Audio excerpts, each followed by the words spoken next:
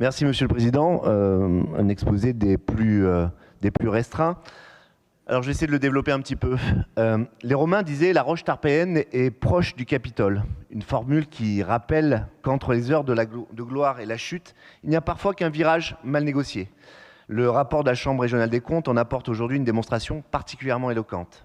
Christian Estrosi nous avait promis que le Grand Prix de France de Formule 1 au Castellet devait être une vitrine. On nous promettait l'attractivité, le rayonnement, les retombées économiques, une grande fête populaire et sportive. Hélas. Le rapport de la Chambre régionale des comptes remet les compteurs à zéro. Le modèle économique était structurellement déficitaire, la billetterie ne couvrait pas les coûts, le groupe FOM imposait une redevance annuelle de 23 millions de dollars, tout en conservant les recettes les plus rentables. Résultat, 76,4 millions d'euros de redevances versées entre 2018 et 2022, un passif net de 35,7 millions d'euros et plus de 103 millions d'euros d'argent public mobilisés pour seulement 4 épreuves de Formule 1 sans que les retombées économiques promises soient véritablement démontrées. Et derrière ces chiffres, il y a surtout des contribuables, des collectivités, mais aussi des entreprises et des fournisseurs. La CRC relève 18,5 millions d'euros de dettes fournisseurs fin 2022. Autrement dit, certains ont travaillé, mais sont restés longtemps dans le paddock pour être payés. La Chambre pointe également une gouvernance défaillante, des administrateurs insuffisamment informés, des comptes approuvés sans réel contrôle, des rémunérations généreuses, des frais difficilement justifiables et 10 marchés conclus sans publicité ni appel d'offres.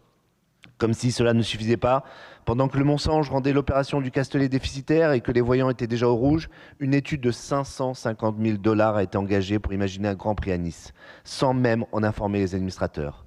Alors que le moteur économique était de toute évidence en surchauffe, certains préféraient encore appuyer sur l'accélérateur plutôt que de s'arrêter au stand.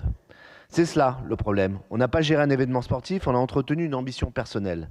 Et ce faisant, en dissimulant la réalité et en se réfugiant derrière l'excuse de prétendues fonctions d'organisation des travaux et d'orientation stratégique, plutôt que de responsabilité exécutive.